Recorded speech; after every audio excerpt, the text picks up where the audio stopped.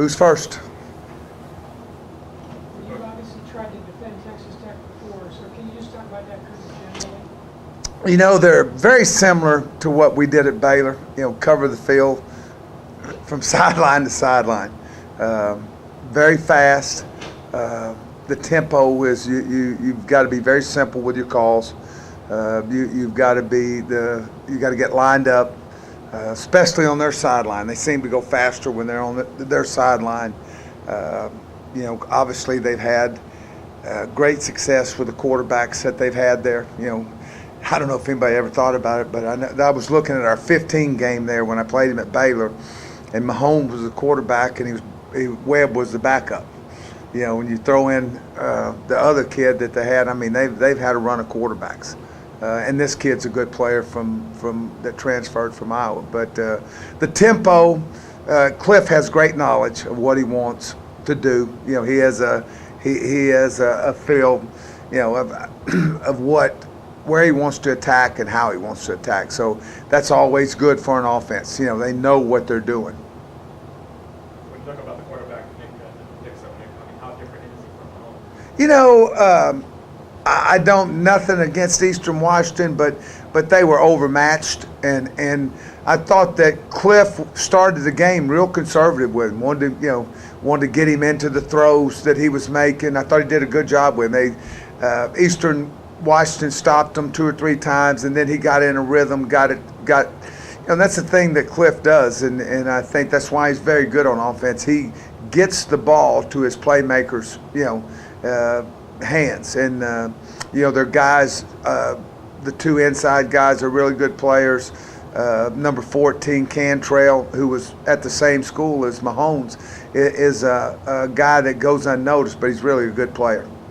Third different type of offense in 3 weeks for you guys, and a major contrast style-wise from San Diego State to Texas Tech. You think? Yeah. So what challenges are presented by that? Well, you know, you got to change gears. You know, it's you know, we were. If you would have told me last week that we would have forced San Diego State to play as much 11 personnel on 3rd down, I'd tell you we won the game. You know, and we were able to get them in 3rd downs, and we, you know, obviously, you know, I felt even with a long run that if we make that play on 3rd and 21, we'll win the game. You know, I felt like we could do that. But you know, you just got to change gears, and you know, one of the things I noticed in this Eastern Washington game, and it's always, I think they've always wanted to run the ball, but they made more of a conscious effort to stay with the run than any time that I've seen him. Even there, you mentioned this 3rd and long success or extra long success that they had against you last week. Did you consider bringing an extra defensive back on the field? I know that your personnel grouping was maybe. No. Now, you know, you play your best players. And you know, a lot of times people say, well, go to nickel. Well, does that make you better because it's nickel? You know, twice we had line movement that we didn't get. You know, it wasn't called, you know, with a quarterback draw and those things. And then one time with Penny, you know, we have 2 guys right in the hole with him, you know, and just missed the tackle. But you evaluate, see what you can do, you know, and go from there.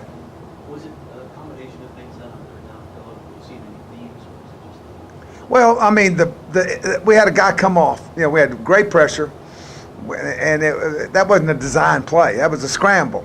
And we had a guy, if he just stays on the back, if this one guy, one of our linebackers, stays on the back, you know, he might gain 10 yards, but we're going to get him, right? And you got to have the discipline of staying in coverage. It doesn't matter what you do. I mean, we had great coverage. I mean, it would have been a covered sack. That's the thing. When you do a flip to a back, you know, you got to stay in coverage, and then we missed the tackle. So on that note, do you think Texas Tech can present the same problems for locating backs? Yeah, they've got backs that are capable. Stockton is a kid I know very well. He's from San Antonio, extremely fast, good hands. He's a guy that you better be aware of out of the backfield. Yes. Talk about the biggest learning curve and adjustment for your secondary, especially. A couple weeks ago, you said there were like a bunch of kitty about your Jimmy Walker. The learning curve for what now? Secondary. Yeah. Oh, you know, it's let's don't kid ourselves. I told you, it's going to be a journey. I mean, you got guys that have never played. I mean, 4 guys back there that are extremely inexperienced. But here's the good part. I've said it again. I mean, they love football. They work hard. They they understand. Our coverage last week, with the exception of the one, the 21-yard play, was pretty dang good. And we just got to work, to get better. And coverage is about distribution and numbers. You go back to New Mexico State. I always look back and say, all right, what did we do good? What are these guys watching? And every ball that they caught was a contested ball. I mean, every one of them. I mean, take the one in the end zone. I mean, it was a contested ball. The one on the sideline. So if you keep doing that and you play, you get a little bit stronger at reception point, then you've got a chance to stay in a game. You told us after the New Mexico State game that you guys had 10 to stack over 3 critical errors. What were those numbers? I think it was about 17. But here's the thing, Doug. They were at crucial times. I mean, we had on the last drive. It's like I told Todd. I mean, I thought if you take out, I say this again, that 21-yard 3rd and 21. I felt we were good enough. We would have recovered from. I told you last week they were going to try to make our corners tackle, and Colby missed. Just missed it. But he made a lot of them too. But I thought that collectively we got a little bit rushed when he made that run, and we started grabbing instead of running through. Then we settled down, and then we started really getting in a group. But twice, we could have, the quarterback scramble. The third, I think it was 3rd and 14, and we had a guy go to the wrong gap on a line movement, but it was more than what it was. Probably close to double that was the first game. So when you have a game like this, you're really familiar with Texas Tech. Texas Tech's really familiar with you from your days at Baylor. I mean, how does that change your approach to the game? I mean, you really try to stay away from past tendencies? Well, you look at things that they've done against you, because we're all creatures of habit, and I look at things I've done against them, and I was fortunate when we were at Baylor. We were 5-1. Now we scored a lot of points too. It was always a game that it was 2 extremely fast offenses. I remember one year we beat them, and this is honest God truth. I think we played 45 plays in the first quarter. I mean, the tempo was just, both teams, it was like just, Cliff, Coach Cliff, and they're very close, and it was like, let's see how many plays we can run against each other. And it wasn't a defensive coordinator's day. But you find out. I think that I go back to what I said. I mean, you've got to minimize, the explosion plays. Anything they get, they have to earn.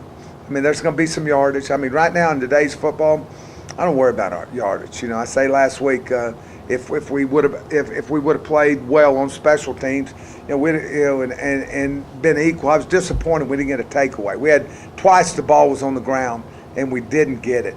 I didn't think we'd get a lot of interceptions, but I think in this game, this is a game you've got to look for takeaways, and there'll be some yardage in between. You want them to be from the 20 to 20, and limit the explosions. Do you think that Christian you weren't here when he played 2 years ago, but do you think there's some rust that he's still shaking off after? Oh yeah, and Christian knows that. Christian's deal is it's a good deal and it's a bad deal. He wants to make every play. Yeah, you know what I mean? He wants to make every play, and the hardest thing to do, he's working hard. I mean, I have no issues with him. He wants to make. He's just got to do his job. Just do his job, and we'll be in business. And I thought he played hard the other night. I mean, I really did. He got frustrated. He had a couple of things, but from the first game to the second game, it was improvement.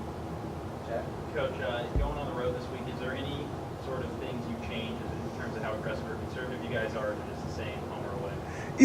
Not really. I mean, I think Todd, we talked about the schedule. We're going to try to keep the same schedule.